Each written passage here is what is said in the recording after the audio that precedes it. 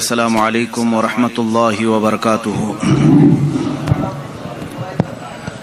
الحمد للہ الحنان المنان الذي خلق الانسان وعلمه البيان، والصلاة والسلام على رسوله سيد الانس والجان وعلى آله واصحابه ذوي الخير والاحسان، اما بعد فاعوذ بالله من الشيطان الرجيم، بسم الله الرحمن الرحيم۔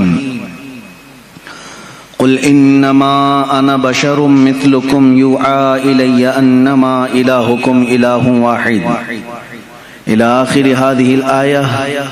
صدق الله مولانا العظيم وبلغنا رسوله النبي الامين المتين المختار الكريم، ونحن على ذلك لمن الشاهدين والشاكرين والحمد لله رب العالمين۔ بارگاہ رسالت معاب صلی اللہ تعالی علیہ وسلم میں درود پاک کا ہدیہ پیش کریں۔ اللہم صلی علی سیدنا و مولانا محمد معدن الجود والکرم وآلہ واصحابہ الکرام وابنہ الکریم وبارک وسلم صلاة دائمة سرمدا ابدا۔ عزیزان گرامی وقار،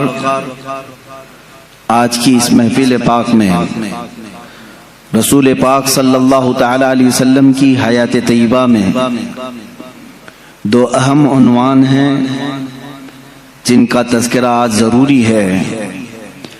ہمارا عنوان سخن ہوگا رسول کریم صلی اللہ تعالی علیہ وسلم عام بشر ہیں یا نوری بشر ہیں۔ دوسری چیز، اس بات پر بھی میں انشاءاللہ العزیز کچھ گفت و شنید کرنے کی سعادت حاصل کروں گا کہ ہمارے نبی صلی اللہ تعالی علیہ وسلم اب بھی زندہ ہیں یا نہیں۔ دو چیزیں ہو گئی، حضور صلی اللہ تعالی علیہ وسلم کی بشریت اور حضور پاک صلی اللہ تعالی علیہ وسلم کی وفات کے بعد حیات، اس کو کہتے ہیں حیات النبی۔ اس مسئلے میں ہمارا اور کچھ دوسرے لوگوں کا اختلاف تو ہے ہی، لیکن جماعت دیوبند میں بھی دو فرقے ہیں اس مسئلے کو لے کر، حیاتی اور مماتی۔ شاید یہاں لوگوں کو معلوم نہ ہو، بعض حضور صلی اللہ تعالی علیہ وسلم کی حیات کے قائل ہیں اور بعض حضور کو مردہ تصور کرتے ہیں۔ بہرحال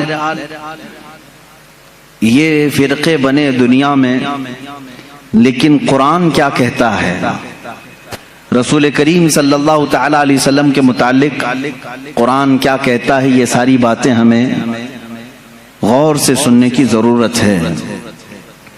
عزیزان گرامی، پہلی بات تو یہ ہے کہ قرآن پاک میں اللہ تعالیٰ نے فرمایا، اے رسول آپ فرما دیں کہ میں تمہاری طرح بشر ہوں۔ تو لوگ اس آیت کو دلیل بنا کر کے کہتے ہیں جب رسول خود کہہ رہے ہیں میں تمہاری طرح بشر ہوں، تو رسول کو اگر ہم کہیں ہماری طرح وہ بشر ہیں تو اس میں کیا مذائقہ ہے؟ میرے عزیزو، بہت بڑا مذائقہ ہے۔ بادشاہ اگر عجز و انکساری میں کہہ دے کہ میں قوم کا خادم ہوں تو آپ اس کو خادم کہہ کر نہیں پکار سکتے۔ اگر آپ یہ دلیل لے کر کے آئیں گے، بادشاہ خود کہہ رہا ہے میرے عزیز، وہ اس کا عجز ہے، اس کی انکساری ہے، تواضع ہے۔ رہی بات، قرآن میں 3 جگہ پر تقریباً اس طرح کی بات آئی کہ رسول کریم صلی اللہ تعالی علیہ وسلم فرما دیں کہ میں تمہاری طرح بشر ہوں۔ یہاں تک نہیں پڑھنا چاہیے آیت، آگے کی آیت یہ ہے یوحا الیہ، مجھ پر اللہ کی طرف سے ڈائریکٹ وحی بھی آتی ہے۔ اگر رسول عام بشر ہیں تو پھر یہ وحی کیسے آتی ہے؟ حضور پاک صلی اللہ تعالی علیہ وسلم کو اسی آیت میں ایک دوسری خصوصیت اللہ نے بیان کر دی، اے رسول آپ فرما دیں کہ میں تمہاری طرح بشر ہوں، مجھ پر وحی آتی ہے۔ یہ مسئلہ یہاں پر ڈسکس کرنے کی وجہ کیا بنا، ضرورت کیا ہے؟ ہر آیت کا پس منظر ہے، شان نزول ہے۔ جو آیتیں نازل ہوئی ہیں ان آیتوں کے نازل ہونے کا کوئی نہ کوئی سبب رہا ہے، اس کو کہتے ہیں شان نزول۔ آیت کا شان نزول کیا ہے؟ اگر اس سے کوئی بندہ واقف نہیں ہے تو اسے دین کے معاملات میں ڈسکس کرنے کا کوئی حق بھی نہیں ہے۔ وہ بعد میں کیا کرے گا؟ آیتیں اتری تھی کافروں کے لیے وہ مومنوں پہ فٹ کرے گا، آیتیں اتری تھی مشرکین مکہ کے لیے وہ اولیاء پہ فٹ کرے گا۔ جس کو شان نزول نہیں معلوم ہے وہ ادھر کی آیت ادھر چسپاں کرے گا، ادھر کی آیت ادھر لگا دے گا۔ شان نزول قرآن کا ایک علم ہے، تفسیر قرآن کا ایک علم ہے، اور اس پر باضابطہ مفسرین نے کتابیں لکھی ہیں، پوری کتابیں ہیں کہ کون کون سی آیت کس موقع پہ نازل ہوئی، واقعہ کیا چل رہا تھا۔ اسی طرح میں آپ کو یہ بھی بتا دوں کہ یہاں پر اللہ کے رسول صلی اللہ تعالی علیہ وسلم کو بشر کہنے کا حکم ہوا۔ آپ فرما دیں لوگوں سے کہ میں بھی بشر ہوں۔ بشر کا مطلب ہوتا ہے انسان، میں بھی بشر ہوں، آپ بھی بشر ہیں، حضور صلی اللہ تعالی علیہ وسلم بھی بشر ہیں۔ لیکن اس میں کچھ لوگ دھوکہ کھا گئے، رسول کو کہنے کا حکم ہوا ہے وہ بھی بشر ہیں تو ہم بھی کہیں گے رسول ہماری طرح بشر ہیں۔ میرے عزیز، تجھے یہ پوری تفصیل سمجھنی ہوگی کہ اللہ نے کیوں فرمایا رسول کو اپنی طرح بشر، رسول کو کیوں حکم ہوا کہ آپ کہہ دیں بشر ہیں۔ وجہ یہ تھی کہ اس زمانے میں دو قومیں تو بگڑی تھیں، ایک یہودی اور دوسرے عیسائی، ان کے پاس اللہ کی کتابیں تھیں، اللہ کی کتابیں تھیں۔ یہودیوں کے پاس تورات بھی تھی، انجیل بھی تھی، عیسائیوں کے پاس انجیل تھی، نبی بھی آئے ان کے پاس۔ لیکن یہ قومیں کیسے بگڑی؟ اپنے اپنے زمانے کے نبیوں میں جب انہوں نے حیرت انگیز معجزات دیکھے تو غلو کر گئے۔ غلو کا مطلب ہوتا ہے اور کر دینا کسی کے مرتبے کو بڑھا کر کے۔ حضرت عزیر علیہ السلام ایک نبی ہیں، اللہ نے ان پر نیند طاری کر دی، وہ 100 سال تک سوتے رہے۔ قرآن پاک میں اللہ نے اس کا تذکرہ بیان فرمایا ہے 3 پارے میں، سورہ بقرہ ہی میں ہے۔ 100 سال تک ایک ہی مقام پر سوتے رہے، پھر 100 سال کے بعد مولا نے دوبارہ انہیں اٹھایا اور وہ اپنی قوم کے پاس آئے۔ ان کے بچے ان سے بڑی عمر کے ہو چکے تھے، یہ غالباً 33 یا 35 سال کی عمر میں گئے تھے، واپس جب اٹھائے گئے 100 سال کے بعد تو ان کی جو عمر تھی وہی تھی، لیکن جو قوم کی عمر تھی وہ 100 سال آگے جا چکی تھی۔ اب اس معجزے کو دیکھ کر کے کئی لوگ ششدر رہ گئے، کیا کوئی 100 سال کے بعد دوبارہ اٹھ سکتا ہے؟ کوئی موت کے بعد دوبارہ آ سکتا ہے؟ تو ان لوگوں نے کیا کہنا شروع کیا، ایسا حیرت انگیز کام ہم نے آج تک دیکھا نہیں تھا، اگر عزیر کے ساتھ ایسا ہوتا ہے تو یہ اللہ کا بیٹا ضرور ہوگا۔ وقالت الیہود عزیر ابن اللہ، تو یہودیوں نے کہا عزیر اللہ کا بیٹا ہے، تو انہوں نے کہاں تک بڑھا دیا؟ اللہ کا بیٹا کہہ دیا۔ اب ادھر آئیں عیسیٰ علیہ السلام۔ عیسیٰ علیہ السلام دنیا میں وہ تنہا شخص ہیں جو بغیر باپ کے پیدا کیے گئے۔ آدم علیہ السلام کے بعد، آدم علیہ السلام کو تو اللہ تعالیٰ نے بغیر باپ بغیر ماں کے پیدا کیا، لیکن عیسیٰ علیہ السلام صرف اور صرف حضرت بی بی مریم سے پیدا کیے گئے، اور حضرت مریم کو کسی نے چھوا تک نہیں، وہ اتنی پاکیزہ تھی۔ جبرائیل امین علیہ السلام نے پھونک ماری اور وہ حملہ ہو گئی، اس حمل سے حضرت عیسیٰ علیہ السلام پیدا ہوئے، اور عیسیٰ علیہ السلام کا لقب بھی ہے روح اللہ۔ اب عیسیٰ علیہ السلام کے کچھ معجزے بھی تھے، وہ مٹی کے پرند بناتے تھے، مٹی کے کیچڑ اس میں پھونک مارتے تو پرندے زندہ ہو کر اڑتے تھے، یہ قرآن پاک میں ہے۔ جب عیسائیوں نے یہ تمام حیرت انگیز معاملات دیکھے نبی سے تو کہہ بیٹھے عیسیٰ اللہ کا بیٹا ہے۔ کیا کہا؟ عیسیٰ اللہ کا بیٹا ہے، معاذ اللہ رب العالمین۔ وقالت النصارى المسیح ابن اللہ، نصارہ نے کہا عیسیٰ علیہ السلام اللہ کے بیٹے ہیں۔ پتہ یہ چلا کہ جب نبی سے کوئی حیرت انگیز کام قوم دیکھتی ہے تو خدا تک پہنچا دیتی ہے۔ عزیر علیہ السلام 100 سال کے بعد دوبارہ اٹھے تو قوم نے کہہ دیا اللہ کا بیٹا ہے۔ عیسیٰ علیہ السلام بغیر باپ کے پیدا کیے گئے اور مٹی کے پرندوں میں پھونک مارتے تو اڑنے لگتے، تو عیسائیوں نے کہہ دیا وہ اللہ کے بیٹے ہیں۔ اب ادھر مکہ مکرمہ میں جو جلوہ رسول دیکھا ہے، رسول کریم صلی اللہ تعالی علیہ وسلم کے ایک آدھ حیرت انگیز کام نہیں ہے، ہر دن ایک معجزے کا صدور ہے۔ کبھی یہ رسول انگلی اٹھا کر کے اشارہ کریں چاند پھٹ جائے، کبھی وہ بے زبان جانوروں سے کلام کریں درخت اکھڑ کر ان کی بارگاہ میں آ جائے۔ تو یہ حیرت انگیز کام جو رسول پاک کے ساتھ ہو رہے تھے، تو اب عرب کے لوگ پچھلی قوموں کی طرح بگڑ نہ جائیں اور رسول کو یہ نہ کہہ دیں کہ یہ خدا اتر پڑا ہے۔ اللہ نے فرمایا رسول آپ کہہ دیں کہ میں بشر ہوں۔ اللہ نے کیوں فرمایا قل انما انا بشر مثلکم، اے حبیب آپ فرما دیں میں بشر ہی ہوں، کہ تم دھوکہ نہ کھا جانا، مجھے خدا مت سمجھ لینا۔ ایک بات یہ بھی ہے، اور دوسری بات ایک بہت بڑے گزرے ہوئے ایک مناظرے کا سبق بھی تھا اس میں۔ ابراہیم علیہ السلام کے ساتھ نمرود کا ایک مناظرہ ہوا تھا۔ نمرود اس زمانے کا ظالم و جابر بادشاہ، جب اس نے دیکھا کہ ابراہیم ہمارے بتوں کی پوجا بھی نہیں کرتا، اور حضرت ابراہیم علیہ السلام کے ساتھ بہت سارے معاملات تھے، وہ ان کے بتوں کو نہیں مانتے تھے، جو ستاروں کی پوجا کرتے ان کی نہیں مانتے تھے، جو چاند و سورج کو پوجتے ان کی نہیں مانتے تھے۔ ایک دن بلایا اس نے دربار میں۔ اب یہ جو مناظرہ ہے وہ بھی قرآن پاک میں آیا۔ حضرت ابراہیم علیہ الصلوۃ والتسلیم سے اس نے پوچھا کہ تم کس خدا کو مانتے ہو، آخر کون ہے تیرا خدا؟ قال ابراہیم ربی الذی یحیی و یمیت، میرا رب وہ ہے جو زندگی بھی دیتا ہے اور موت بھی دیتا ہے۔ کون کہا؟ ابراہیم علیہ السلام۔ تو جھٹ سے اس پاگل نے کہا قال انا احیی و امیت، میں بھی لوگوں کو زندگی دیتا ہوں موت دیتا ہوں، میرے پاس بھی یہ کنٹرول ہے، تو مجھے خدا مان لے۔ ابراہیم علیہ السلام نے پوچھا وہ کیسے؟ اس نے اپنے جیل میں سے 2 قیدی نکالے، ایک کو آزاد ہونا تھا، ایک کو پھانسی کی سزا ہونی تھی۔ تو اس نے کہا دیکھو یہ آزاد ہونے والا ہے اور یہ پھانسی پہ چڑھنے والا ہے، لیکن جو مرنے والا تھا اس کو آزاد کر دیا، کہا کہ میں نے اس کو زندگی بخش دی، اور جو آزاد ہونے والا تھا اس کا گلا کاٹ دیا، کہا میں اس کو مار دیا۔ موت و حیات میں بھی دے سکتا ہوں۔ ابراہیم علیہ السلام نے کہا یہ نرا جاہل ہے، موت و حیات کا مطلب اس نے یہ سمجھ لیا۔ اب ابراہیم علیہ السلام نے اتنا زبردست چیلنج پیش کیا جو قرآن میں ہے۔ قال ابراہیم فإن اللہ یأتی بالشمس من المشرق فأتی بها من المغرب۔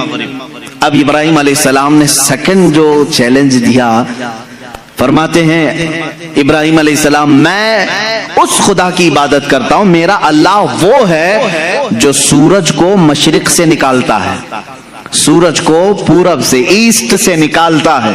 فأتی بها من المغرب، اگر تو خدا ہے تو اس کو مغرب سے نکال کے دکھا، یعنی ویسٹ سے ایک بار نکال۔ چیلنج تو دیکھ رہے ہیں آپ، حضرت ابراہیم علیہ السلام نے نہیں کہا کہ جیسے میرا خدا روز پورب سے سورج نکالتا ہے کل تو نکال، تو کل سورج نکلتا تو وہ یہی کہتا آج میں نے ہی نکالا ہے، آج جو سورج نکلا ہے ایسٹ سے پورب سے مشرق سے وہ میں نے ہی نکالا۔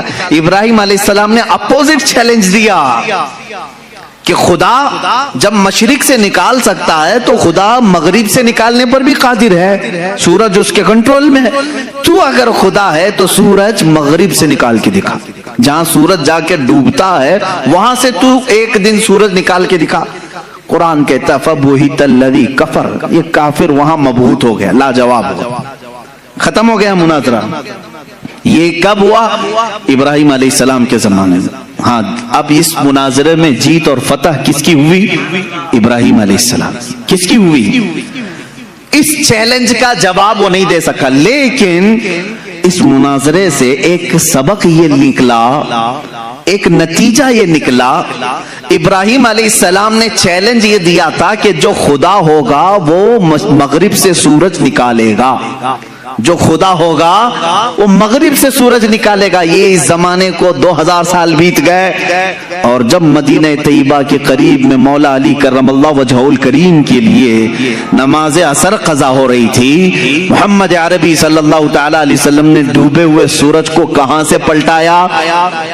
مغرب سے نکالا، سورج ڈوب چکا تھا، سورج کو واپس اشارے سے پلٹایا۔ اب یہاں پر وہ والا مناظرہ پھر سے تازہ ہو گیا۔ ابراہیم علیہ السلام نے تو چیلنج دیا تھا نمرود کو کہ اگر تو خدا ہے تو سورج کو مغرب سے نکال۔ نمرود تو نہیں نکال کے دکھا سکا، لیکن محمد رسول اللہ صلی اللہ علیہ وسلم نکال کر دکھا دیے ہیں۔ تو اب کسی کا عقیدہ یہ نہ بگڑے۔ ابراہیم علیہ السلام نے کہا تھا جو سورج مغرب سے نکالے گا وہ خدا ہوگا۔ اللہ نے آیت نازل فرمائی، قل انما انا بشر مثلکم، اے رسول آپ فرما دیں یہ دھوکے میں نہ آئے، میں تمہاری طرح بشر ہی ہوں، لیکن میرے عزیزوں ساتھ میں اتنا یاد رکھنا عام بشر نہیں، وہ نوری بشر ہیں۔ اللہ رب العزت کی ان پر خصوصی عنایات ہیں۔ میں مانتا ہوں اے عقل والو میرا محمد خدا نہیں ہے، مگر دلوں میں یہ نقش کر لو کہ وہ خدا سے جدا نہیں ہے۔ یہ ہمارا عقیدہ ہے۔ اب یہ نور و بشر کے جو معاملات ہیں یہاں پر کچھ لوگ کنفیوژن پیش کرتے ہیں، ہے نہیں کچھ، لیکن مجھے ضرورت اس بات کی ہے کہ سنیوں کو ان عقائد اور ان معمولات اہل سنت کو میں واضح طریقے سے بیان کر کے بتاؤں۔ میرے عزیزو، رسول کریم صلی اللہ تعالی علیہ وسلم کو اگر کسی نے خالص نور ہی کہا اور بشر نہیں کہا وہ بھی گمراہ ہے۔ حضور صلی اللہ تعالی علیہ وسلم کی بشریت کا اگر کسی نے انکار کیا وہ بھی کافر ہو جائے گا، گمراہ ہے۔ ہاں اگر کوئی یہ کہتا ہے کہ صرف وہ عام بشر ہیں تو بھی گمراہ ہے۔ عام بشر، عام انسان کہہ رہے تو بھی گمراہ ہے۔ تو کہنا کیا چاہیے؟ حضور پاک صلی اللہ تعالی علیہ وسلم کے لیے اہل سنت و جماعت کا عقیدہ یہ ہے کہ وہ نوری بشر ہیں۔ نوری بشر کا مطلب یہ ہوتا ہے دیکھنے میں تو بشر دکھتا ہے لیکن قدرت میں نوری مخلوق سے بھی بڑھ کر کے ہے۔ فرشتے نور ہیں، انسان بشر ہے۔ فرشتے نوری مخلوق ہیں، انسان بشر ہے۔ اب رسول کو اگر تم نے صرف نور کہا تو فرشتوں میں چلے جائیں گے، صرف بشر کہا تو صرف انسانوں میں۔ رسول ملائکہ کا بھی رسول ہے، انسانوں کا بھی رسول ہے، اس لیے تمہیں یہ کہنا پڑے گا کہ وہ نبی نور والے بھی ہیں اور بشریت بھی ان کے اندر ہے۔ ہمارا عقیدہ یہی ہے کہ وہ نوری بشر ہیں۔ کیا ہیں؟ نوری بشر ہیں۔ میرے عزیزو، اب جن لوگوں نے یہ کہا کہ رسول ہماری ہی طرح ہیں تو یہ تو عقل میں نہیں آتی، بات عقل میں نہیں آتی۔ میں کسی سادے سے مسلمان کو بھی اٹھا کر کے پوچھوں گا وہ توبہ توبہ کرے گا، کیسی بات کر رہے ہو، رسول ہماری طرح ہو سکتے ہیں؟ علماء کی بات تو چھوڑو، میں عام سے بندے کو بھی پوچھوں گا کیا تم اس بات کا عقیدہ رکھتے ہو کہ رسول ہماری طرح تھے؟ کوئی کہہ سکتا ہے؟ ہرگز نہیں۔ ہاں اس طرح کا کن لوگوں نے کہا تھا؟ دو ہی شخصیات ہیں جن کا قرآن میں ذکر ہے جنہوں نے رسول کو اپنی طرح کہا تھا۔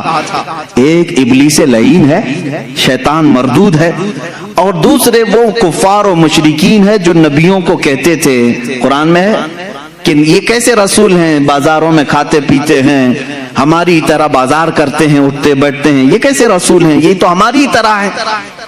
تو کافروں نے رسول کو اپنی طرح کہا تھا، یا پھر دوسرا کون؟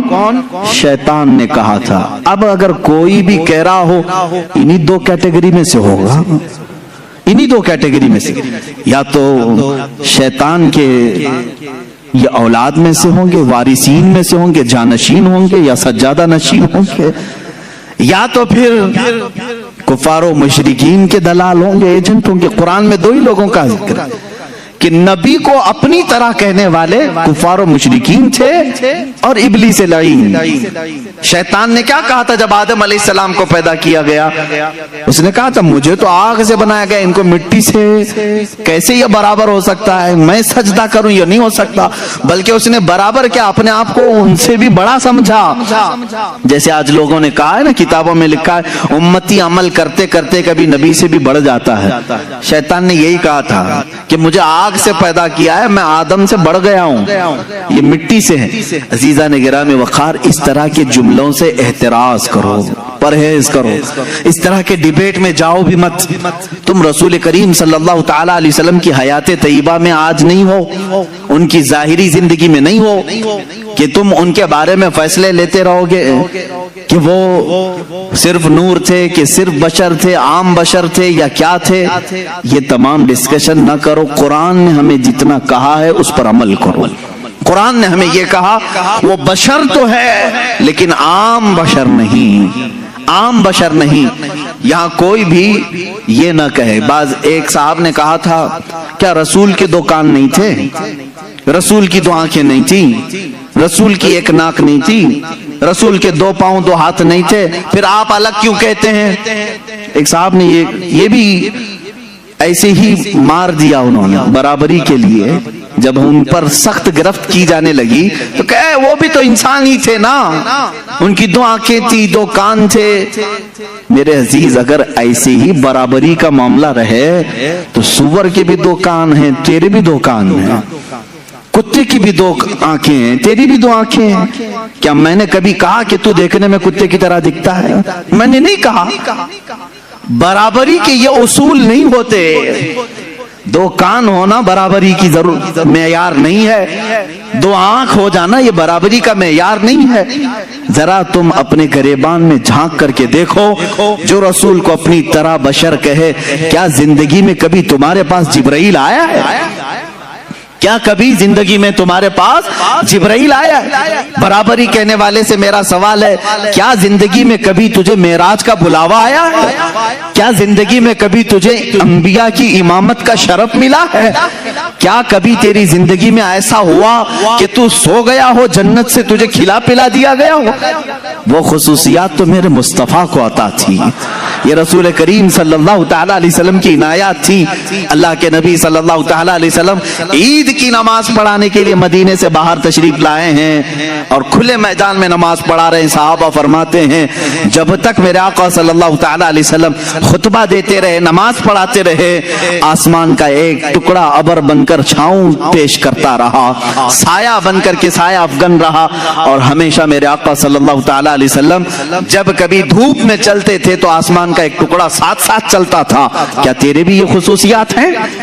تجھے یہ خصوصیات دی گئی ہیں؟ اللہ کے نبی صلی اللہ تعالی علیہ وسلم کی ہر چیز کو پاک کہا گیا ہے، ان کے لباس کو پاک کہا گیا ہے، ان کے جسم سے ریلیٹڈ ہر چیز کو پاک کہا گیا ہے. کیا تیرے لیے یہ خصوصیات ہیں؟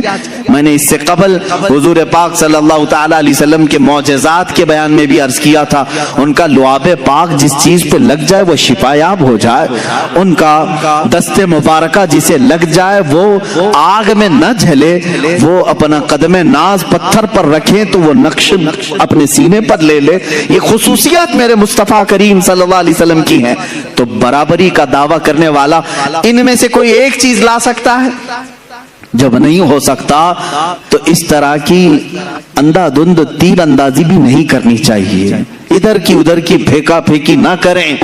دین کے معاملات میں امت کو ادب سکھایا جائے. تو ہم پوری زندگی عمل کر کے بھی کسی صحابی کے درجے کو نہیں پہنچ سکتے. رسول بہت دور کی بات ہے. اللہ کے نبی صلی اللہ تعالی علیہ وسلم کے متعلق یہ عقیدہ رکھیں کہ وہ نوری بشر ہیں. کیا ہیں؟ وہ نوری بشر ہیں. اب یہاں سے معاملہ ہے رسول پاک صلی اللہ تعالی علیہ وسلم کی حیات کے متعلق. ظاہر سی بات ہے تم جب یہ عقیدہ رکھ لو گے کہ وہ عام بشر نہیں ہیں تب اس ایکسپشن سے بہت سارے عقیدے آپ کے نکلیں گے. اگر کوئی آپ سے یہ سوال کرے کہ میاں سارے لوگ قبر میں جاتے ہیں، سب کا اختتام قبر ہے، دفن کیا جاتا ہے، سب مٹی میں ملتے ہیں، رسول کے ساتھ بھی ایسا ہوا ہوگا، تو آپ یہ کہیں یہ عقیدہ یہیں سے شروع ہوا جہاں تو نے رسول کو اپنی طرح سمجھا، اپنی طرح سمجھا، وہیں سے تو نے یہ بھی رزلٹ نکال لیا ہمارے مردے سڑتے ہیں تو رسول کا بھی جسم پاک اس طرح ہو گیا ہوگا. معاذ اللہ رب العالمین. تم یہاں سے عقیدہ بدل لو، رسول ہماری طرح نہیں تھے، آگے کی ساری منزلیں محبتوں میں تمہاری شمار ہوں گی، ساری عظمتوں کے تم قائل ہو جاؤ گے.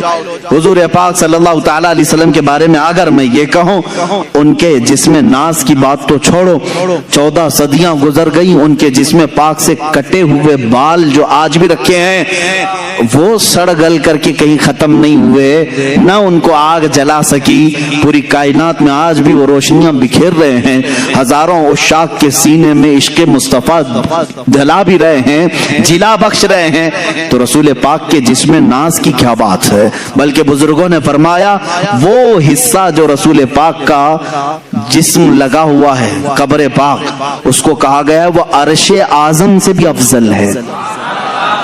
ادب گاہست زیر آسماں از عرش نازک تر، نفس گم کردہ می آیت جنید و بایزیدی جا۔ فارسی میں کہا گیا ہے عرش سے بھی نازک ترین ایک جگہ ہے آسمان کے نیچے۔ کون سی جگہ ہے؟ یہ وہی لحد مصطفیٰ ہے جہاں جنید بغدادی اور بایزید بسطامی بھی حاضری دیتے ہیں تو اپنی سانسوں کو روک لیا کرتے ہیں کہ نکلنے والی سانسوں سے کہیں بے ادبی نہ ہو جائے۔ یہ وہ مقام ہے لحد مصطفیٰ صلی اللہ تعالی علیہ وسلم، قبر مصطفیٰ کی اتنی افضلیت ہے۔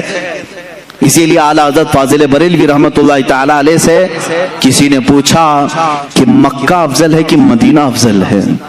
یہ بھی معاملات آتے رہتے ہیں، مکہ افضل ہے کہ مدینہ افضل ہے؟ تو اعلیٰ حضرت رضی اللہ تعالیٰ عنہ نے اس کے جواب میں یوں فرمایا طیبہ نہ صحیح افضل مکہ ہی بڑا زاہد، طیبہ نہ صحیح افضل مکہ ہی بڑا زاہد، ہم عشق کے بندے ہیں کیوں بات بڑائی ہے، سنتے ہیں کہ محشر میں صرف ان کی رسائی ہے، گر ان کی رسائی ہے لو جب تو بنائی ہے۔ میرے عزیزو آپ نے یہ فرمایا جو لحد پاک رسول پاک کے جسم سے لگی ہوئی ہے وہ خانہ کعبہ سے بھی افضل ہے۔ اس کی وجہ کیا ہے؟ رسول کریم صلی اللہ تعالی علیہ وسلم کا جسم ناز خانہ کعبہ سے افضل ہے۔ کعبے کو مطہر کس نے بنایا؟ کعبے کو اس عظمت والا، یعنی وہ تو بتوں میں گھر گیا تھا کعبہ، کعبے کے اندر کئی 100 بت رکھ دیے گئے تھے، اس کعبے کو طہارت کس نے بخشی؟ مصطفیٰ کریم صلی اللہ تعالی علیہ وسلم۔ کعبے کے ارد گرد اس وقت لوگ ننگا طواف کرتے تھے کپڑے اتار کر کے، میرے آقا صلی اللہ تعالی علیہ وسلم نے طواف کرنے والوں کے آداب بتائے۔ عزیزان گرامی تم اگر یہاں بیٹھ کر کے فیصلہ کرو گے کون افضل ہے کون نہیں افضل ہے، یہ تمہارے بس کی بات نہیں، خود کعبے سے ہی پوچھو۔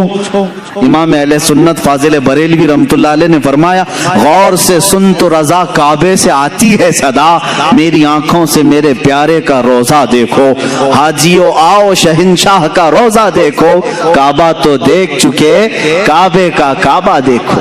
عزیزان گرامی وقار حضور اکرم صلی اللہ تعالی علیہ وسلم کی حیات طیبہ ایک ہاٹ ٹاپک ہے ان لوگوں کے لیے جن کے لیے یہ گرم لگتا ہے، ورنہ سنیوں کے لیے بڑی حوصلہ افزا ٹاپک ہے۔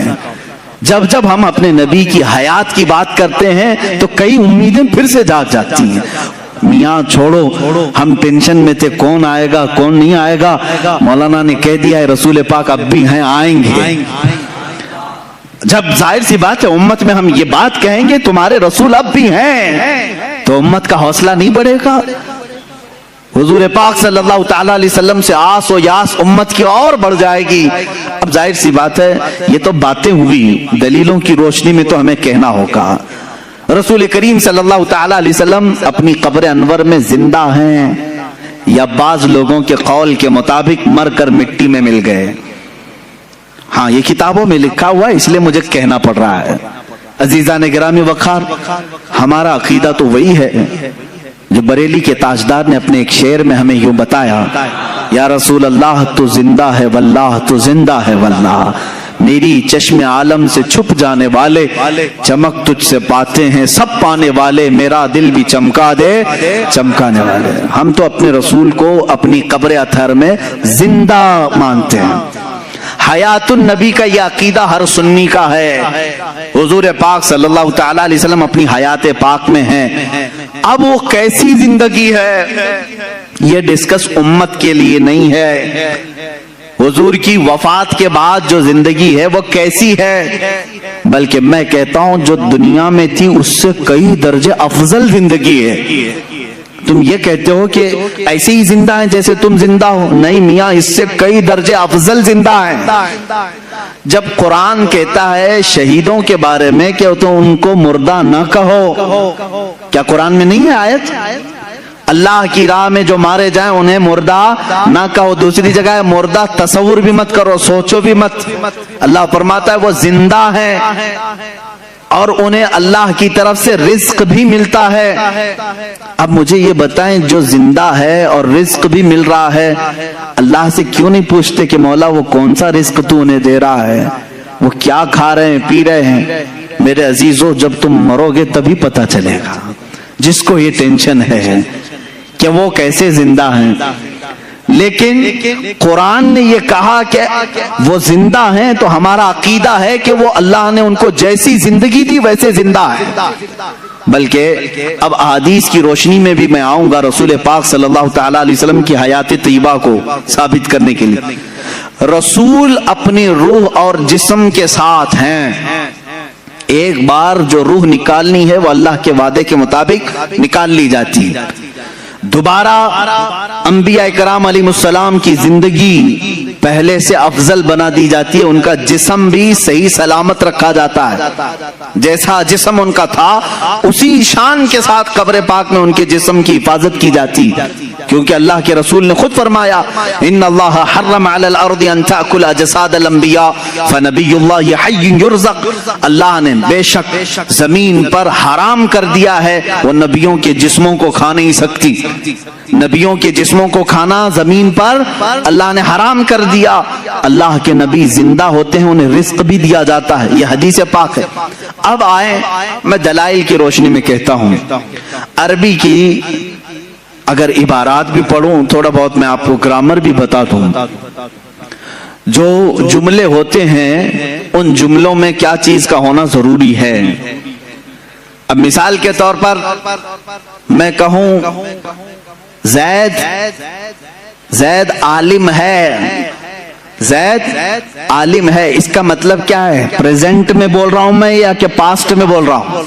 پریزنٹ میں نا، عام بندہ سمجھ رہا ہے، پریزنٹ بات کر رہا ہوں، حال کی بات کر رہا ہوں۔ زید عالم ہے اس کا مطلب ہے ابھی ہے، زید عالم ہے۔ اسی قاعدے اور گرامر کے حساب سے آگے چلتے ہیں۔ جب لفظ ہے آتا ہے تو وہ پریزنٹ کو پیش کرتا ہے، حال کو پیش کرتا ہے۔ اب آؤ میرے عزیزو، اس پر تو پورا اسلام کھڑا ہے۔ تمہارا کلمہ کیا ہے؟ لا الہ الا اللہ محمد رسول اللہ۔ کلمہ ہر مسجد میں ملے گا، ہر جگہ تمہیں ملے گا، ترجمے کے ساتھ بھی ملے گا۔ لا الہ الا اللہ کا ترجمہ کیا ہے؟ کوئی معبود نہیں اللہ کے سوا، یہ ایک ہو گیا، ہم نے نفی کر دی۔ دوسرا ورڈ آتا ہے محمد رسول اللہ ہے، یہ اب اس کو ہم ملا کے پڑھتے ہیں محمد رسول اللہ، محمد اللہ کے رسول۔ کیا کہہ رہے ہیں؟ محمد اللہ کے رسول۔ پاسٹ میں تھے کہا میں نے، آپ ترجمہ کبھی کلمے کا یوں کرتے ہو محمد اللہ کے رسول تھے؟ نہیں، ہمارا ہر بچہ ترجمہ یہی کرے گا محمد اللہ کے رسول ہے۔ یہ اس بات کی علامت ہے کہ رسول آج بھی زندہ ہیں۔ میرے عزیزو، ہم مردہ رسول کو مانتے تو یہ کہتے وہ اپنے زمانے میں رسول تھے، جب کلمہ پڑھ رہے ہیں ہم اقرار کر رہے ہیں رسول ہیں، محمد اللہ کے رسول۔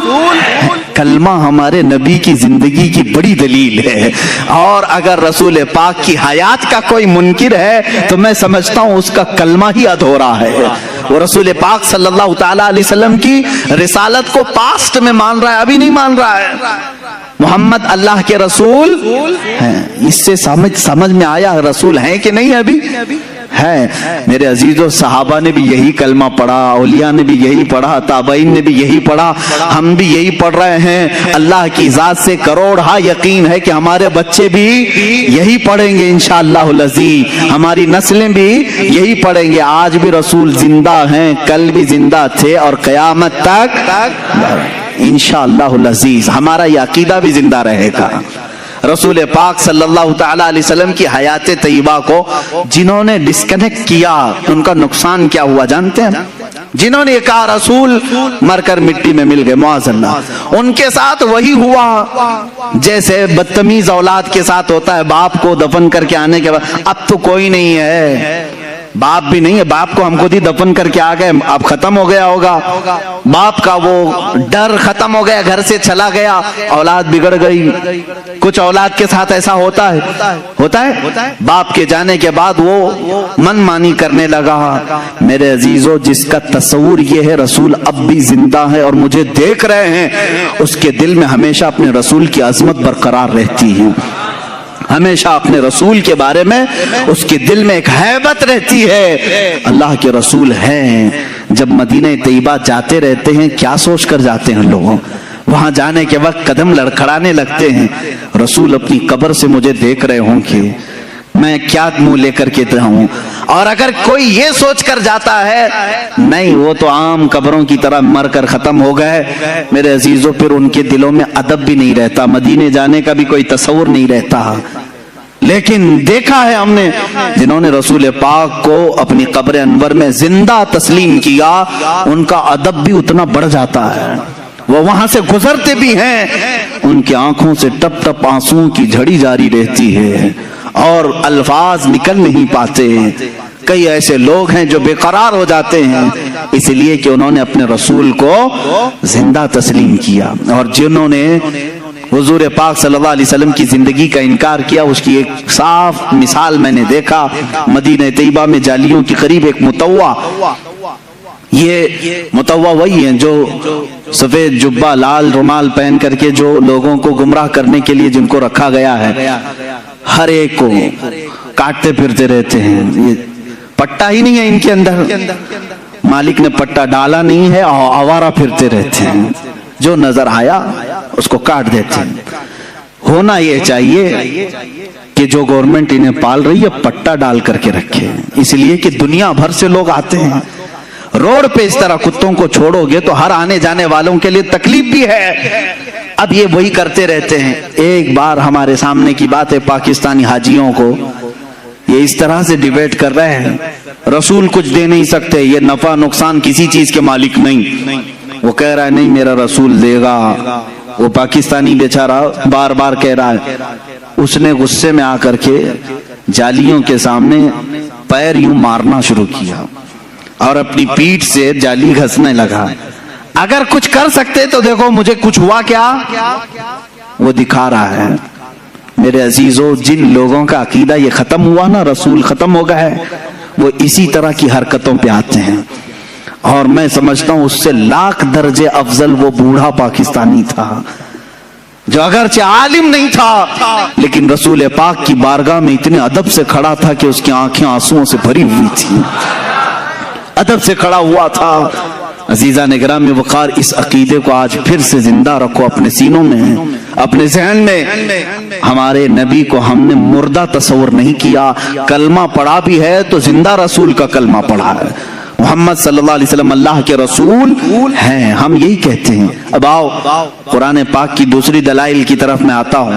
अल्लाह तबारक व तआला ने एक आयत यूं फरमाई, वलौ अन्नहुम इज़ ज़लमू अनफुसहुम जाऊका फस्तगफरुल्लाह वस्तगफर लहुमुर रसूल लवजदुल्लाह तव्वाबर रहीमा। ये आयत है पूरी, आप कुरान पाक उठाकर पढ़ सकते हैं। 5वें पारे में आयत अल्लाह फरमाता है, जब मोमिनीन अपने जानों पर जुल्म कर लें यानी गुनाह कर लें तो ऐ रसूल ये आपके पास आए। कुरान में है जाऊ का, ये लफ्ज है कुरान में। ये मोमिनीन क्या करें, ऐ रसूल आपके पास आए, अल्लाह से अपने गुनाहों की बख्शिश तलब करें। लेकिन तरीका अल्लाह ने कैसे बताया, पहले कहाँ आए, रसूल के पास आए, रसूल के पास आए और अपने गुनाहों की बख्शिश तलब करें। वस्तगफर लहुमुर रसूल, उस पर मजीद एक और शर्त है, रसूल भी उनके लिए सिफारिश करें। بات سمجھ میں آ رہی؟ جب جب گناہ ہو گئے جائیں توبہ اور بخشش کا ذریعہ اللہ نے جو بتایا، قرآن کی بات کر رہا ہوں، جاؤک اے رسول، یہ مومنین آپ کے دربار میں آئیں، اللہ سے بخشش مانگیں اور رسول بھی ان کے لیے سفارش کریں، لوجد اللہ تواب الرحیم، پھر وہ اللہ کو توبہ قبول کرنے والا پائیں گے، رحم کرنے والا پائیں گے۔ یہ آیت ہے۔ اب میں آپ سے پوچھتا ہوں، رسول اگر ختم ہو چکے معاذ اللہ رب العالمین، جیسا کہ دوسروں کا عقیدہ ہے، مردہ ہے، تو قرآن جو کہہ رہا ہے کہ مومنین اپنے جانوں پر ظلم کریں تو اے رسول آپ کے پاس آئیں، تو کیا کسی مردے کے پاس جانے کو قرآن حکم دے رہا ہے؟ اب اس کے جواب میں وہ یہ لوگ کہتے ہیں نہیں، یہ رسول کی زندگی میں آیت آئی تھی، رسول کی زندگی میں یہ آیت آئی تھی، اور جو اس وقت گناہ کر رہے تھے ان کو حکم تھا کہ وہ رسول کے پاس آئیں، رسول ان کی سفارش کریں گے تو اللہ ان کی توبہ قبول کرے گا۔ میں ان سے کہتا ہوں میرے عزیز، پھر ہمارا کیا قصور ہے؟ قرآن کیا اسی زمانے کے لیے اترا تھا یا قیامت تک کے لیے آیا ہے؟ قرآن کب تک کے لیے ہے؟ قیامت تک کے لیے۔ میرے عزیز، قرآن کی آیت صبح قیامت تک کے لیے ہے، یہ صرف اس زمانے کے مسلمانوں کے لیے آیت نہیں آئی، صبح قیامت تک کے مومنوں کے لیے آیت آئی ہے کہ اگر تم میں سے کسی سے گناہ ہو جائے تو تم کہاں جاؤ؟ کہاں جاؤ گے؟ رسول کے پاس۔ یہ آپ کھل کر کے بولو، ڈرو مت کہ کیسے جائیں گے، ویزا لگے گا کہ نہیں لگے، میں بتاتا ہوں، اس پر بھی میں آتا ہوں، لیکن قرآن کی بات ہے۔ اللہ نے کیا فرمایا؟ اگر گناہ ہو جائیں تو تم کہاں جاؤ؟ پھر ڈر ہے آپ کو؟ کہاں جائیں؟ رسول کے پاس جائیں۔ اب رسول کے پاس جانے کے بعد دو کام ہیں آپ کے، ایک آپ کی طرف سے، ایک رسول کی طرف سے۔ آپ اللہ کی بارگاہ میں توبہ کریں گے، رسول آپ کی سفارش کریں گے، تب آپ کی توبہ قبول ہوگی۔ اب آپ سوال آتا ہے، ہر ایک کی طاقت نہیں سفر کرنے کی، کیسے جائیں مدینے؟ ٹکٹ مہنگا ہے، اب تو لاک ڈاؤن میں ویزا بھی نہیں لگتا ہے، تو کیا اللہ تبارک تعالیٰ کسی بندے کو اس کی طاقت سے زیادہ کا حکم دے گا؟ جو تم نہیں کر سکتے اس کا حکم شریعت میں آتا ہے۔ اسلام نام ہی ہے اس چیز کا، اللہ بندے پر اتنا ہی حکم ڈالتا ہے جتنا وہ کر سکتا ہے، جو نہیں کر سکتا اس کا حکم نہیں آئے گا۔ اب تم سب لوگ مل کر کے کہو گے کہ ہمارے آج جانے کی طاقت ہی نہیں، اور اللہ نے حکم کیسے دے دیا؟ گناہ تو آج صبح بھی ہوئے ہیں ہم سے، دوپہر میں بھی ہوئے ہیں، شام میں بھی ہوئے ہیں، اور اللہ فرما رہا ہے رسول کے پاس جائیں۔ اب اس حساب سے دیکھا جائے تو کبھی ٹکٹ ملے نہ ملے، کیسے جائیں رسول کے پاس؟ میرے عزیزو، پھر تمہیں حیات النبی کا عقیدہ اور حاضر و ناظر کا عقیدہ لینا پڑے گا، لینا پڑے گا۔ اے عزیز، اللہ نے تجھے کب کہا کہ تو چلتے ہوئے، سفر کرتے ہوئے، اس طرح اڑتے ہوئے، ٹرین میں، بس میں آ جا رسول کے پاس؟ اللہ نے یہ فرمایا بس تو رسول کے پاس آ، چاہے جسم کے ساتھ آ یا تصور کے ساتھ آ، چاہے جسم کے ساتھ آ یا تصور کے ساتھ آ، ہم تو کہتے ہیں حاضر ہیں۔ حضور پاک صلی اللہ تعالی علیہ وسلم کی بارگاہ میں جب ہم کھڑے ہوتے ہیں تو یہ کہتے ہیں حاضر ہیں در دولت پہ گدا، سرکار توجہ فرمائیں۔ تم جہاں سے کہو گے سرکار سنتے ہیں۔ تو حاضری ہو گئی۔ یہاں ابھی آنکھ بند کر لیا آپ نے، ملا باڑے کی مسجد میں بیٹھے ہیں، گناہوں سے توبہ کرنی ہے، قرآن کی آیت پر عمل کرنا ہے ہم کو۔ اللہ نے فرمایا رسول کے پاس جانے کا حکم اللہ نے کیا۔ اب میں یہاں بیٹھا، چل کے جانے کے لائق نہیں، آنکھ بند کر لیا، منٹ بھی نہیں لگے مدینے پہنچ گیا، منٹ بھی نہیں لگے۔ یہ کتنی تیز حاضری ہے! بارگاہ رسول میں کھڑے ہونے کا تصور لے آیا، اور پھر سامنے اپنے رسول کو حاضر پا کر کے اب توبہ کرنا شروع کیا۔ استغفر اللہ ربی من کل ذنب واتوب الیہ۔ اللہ تو نے فرمایا گناہ ہو جائیں تو رسول کے پاس آ جا، میں آ گیا۔ اب تو نے فرمایا بخشش طلب کر مجھ سے، میں نے بخشش بھی طلب کر لی، استغفار بھی پڑھ لیا۔ تیسرا کام ہے اب رسول کا، اللہ کے رسول سفارش کریں۔ اب رسول کے پاس تمہیں کہنا ہوگا اے اللہ کے रसूल हुक्म खुदा पर मैं आपके पास आया हूँ और हुक्म खुदा पर मैंने इस्तिग़फ़ार भी कर लिया, बस आपके इस्तिग़फ़ार की, आपके सिफारिश की देर है और अल्लाह मेरी तौबा कबूल करेगा। यही तो अकीदा बरेली का इमाम बार बार तुम्हें कह रहा है। रसूल करीम सल्लल्लाहु तआला अलैहि वसल्लम के दरबार में आओ, यहाँ मेरे अजीजों गुनाहों की बख्शिश तलब करो और रसूल बेहिसाब देते हैं और अल्लाह तबारक व तआला उनकी सिफारिश को सुनता भी है और बंदों को पाक करके वहां से रवाना भी फरमाता है। अब इसकी दलीलें मैं देता हूँ। एक और कुरान की आयत पढ़ करके मैं आगे आऊंगा कि रसूल इस वक्त भी माफ करते हैं कि नहीं करते हैं। कैसे पता चलेगा? आते हैं कि नहीं आते हैं, जिंदगी में हैं या नहीं है, इसको कुछ दलाइल से मैं साबित करूंगा। दूसरी एक आयत है कुरान पाक में और वो भी बहुत हौसला अफजा आयत है हमारे लिए, बहुत हौसला अफजा है। इसमें भी देखें आप, अरबी के ग्रामर थोड़े बहुत अगर मुसलमानों को मालूम हो तो कभी गुमराह नहीं होंगे इंशाअल्लाह, कोई उनको बहकाएगा नहीं। मैं आपको तारीख बताऊं, अल्लाह तबारक व तआला पहले की उम्मतें जब नाफरमानी करती तो अजाब आ जाता। कौम लूत पर बहुत भयानक अजाब आया, कौम समूद पर भयानक अजाब आया, नूह अलैहिस्सलाम की कौम पर बहुत भयानक अजाब आए, शुएब अलैहिस्सलाम की कौम पर बहुत अजाब आए। सब कौमें जब नाफरमानी करती तो उनके अजाबात भी कैसे थे। बास कौमों को खिंजीर बना दिया गया, बास को बंदर बनाया गया, बास के लिए जमीन फट गई, सब अंदर चले गए, बास के लिए आसमान से पत्थर बरसाए गए, नोकीले पत्थर वो बरसते थे तो उनकी खोपड़ियां फट जाती थी। तो ये सख्त तरीन अजाबात आए, लेकिन अल्लाह ताला ने रसूल पाक सल्लल्लाहु ताला अलैहि वसल्लम की इस गुनहगार उम्मत जिसमें हम और आप हैं, हमें एक तोहफा दिया। अब अल्लाह ताला फरमाता है वमा कान अल्लाहु लियुअज़्ज़िबहुम, अल्लाह ताला अब इस उम्मत पर वैसे अजाब नाजिल नहीं करेगा। अल्लाह की तरफ से है ये। तुम्हारे अंदर गुनाह आज भी वो सारे हैं जो पिछली उम्मतों में थे। लवातत भी है, आज नाप तोल में कमी ये भी है, जिना भी है, चोरी भी है। ये सब गुनाहों में जब वो कौमें मुलव्विस होती थी तो अजाब आता था। आज नहीं है अजाब, है खस्फ और मस्ख का अजाब। बाकी दूसरे अजाबात तो आएंगे, वो तो आ ही रहे हैं, लेकिन जो बड़े अजाब, आसमान से पत्थरों की बारिश, खिंजीर की शक्ल बन जाना, बंदर की शक्ल बन जाना, सारे इंसानों की ऐसा अजाब आया नहीं आएगा।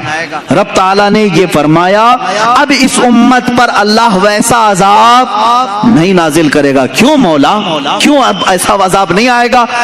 9वें पारे की आयत सूरह अनफाल में अल्लाह फरमाता है व अंत फीहिम, इसलिए कि मेरा महबूब तुम्हारे दरमियान में है, मेरा महबूब तुम्हारे दरमियान में है। मेरे अजीजों, अल्लाह ने फरमाया व अंत फीहिम, आप इनके बीच में हैं। अब यहाँ पर भी वही कायदा है जो कलमे का मैंने बताया। रसूल को उस वक्त कहा गया था आप इनके बीच में हैं। वो 100 साल पहले भी हमारे बीच में थे, 1000 साल पहले भी हमारे बीच में थे, कल भी हमारे बीच में थे, आज भी हमारे बीच में हैं। और रसूल पाक सल्लल्लाहु ताला अलैहि वसल्लम हमारे दरमियान हैं। ये कौन कह रहा है? अल्लाह रब्बुल इज्जत। कहाँ फरमा रहा है? कुरान पाक में। अगर तुम कहते हो रसूल नहीं है, मरकर खत्म हो गए, तो फिर मैं कहता हूँ अजाब आ जाना चाहिए, अजाब आ जाना चाहिए, पत्थर बरसना चाहिए, कम से कम उन पे तो बरसना चाहिए जो रसूल को मरकर खत्म कर दिए। नहीं ना, उनके अकीदा रखने से रसूल खत्म तो नहीं होते। रसूल पाक सल्लल्लाहु ताला अलैहि वसल्लम अपनी कब्र अनवर में जिंदा हैं और इसी वजह से अल्लाह ताला ने भयानक अजाबों को रोक लिया है, भयानक अजाब रोक लिए गए हैं। अजीज़ान गिरामी वक़ार, यहाँ से ये बात साबित हुई कि रसूल पाक सल्लल्लाहु ताला अलैहि वसल्लम अपनी उम्मत के दरमियान हमेशा रहेंगे, हमेशा रहेंगे। वान तफीहिम। और एक बात मैं आपको बता दूं, एक बड़ी बात, मिलाद भी हम मना रहे हैं और मिलाद ही के तो मजालिस है ना, मिलाद की महफिलें हैं। अब यहाँ से कुछ चीजें समझनी पड़ती हैं। देखें, दुनिया का एक उसूल है जिसके लिए महफिल सजाते हैं, जिसके लिए महफिल सजाते हैं, जब तक वो रहता है तब तक महफिल है कि नहीं? जब तक वो रहता है तब तक वो महफिल है। फॉर एग्जाम्पल, तकरीर सुनने के लिए महफिल आपने बनाई और मुझे सुनने के लिए आए। मैं चला जाऊंगा तो आप बैठे रहेंगे। थोड़े लोग अल्लाह अल्लाह करने वाले बैठे रहते हैं, लेकिन जो महफिल थी वो नहीं कहलाएगी। बाद में नमाज पढ़ने वाले नमाज पढ़ रहे होंगे, जिक्र करने वाले जिक्र करें, मैं उनसे नहीं कह रहा हूं, लेकिन ये महफिल चली जाएगी, क्योंकि मुकर्रिर गया, महफिल भी गई। दूल्हा आता है, दूल्हा के आने से पहले स्टेज भी सजा है, कुर्सी भी लगी है, बाराती भी खड़े हैं, सब इंतजार में है ना। दूल्हा आया, शाम तक रुका, दुल्हन को लेकर गया, बाराती अब क्या करेंगे, खाना भी खत्म हो गया, वहां हाल में रात तो नहीं बिताएंगे, चले जाएंगे। और डेकोरेटर क्या करेगा, डेकोरेशन निकाल लेगा, कुर्सी हटा दी जाएगी, स्टेज खत्म हो जाएगा। यही तो उसूल है ना दुनिया का। जिसके लिए महफिल सजी है वो जाएगा तो महफिल भी खत्म हो जाएगी। अब मैं आओ हदीस पाक सुनाता हूं। अल्लाह के नबी सल्लल्लाहु तआला अलैहि वसल्लम फरमाते हैं, रब्बे जुल जलाल अपने रसूल से फरमा रहा है, लौलाका लमा खलक़तु दुनिया वल अफलाक वल अरदी। ऐ रसूल, अगर आपको दुनिया में भेजना ना होता तो ना मैं आसमानों को बनाता, ना जमीनों को बनाता, ना दुनिया को बनाता, कुछ नहीं बनाता अगर आपको दुनिया में भेजना ना होता।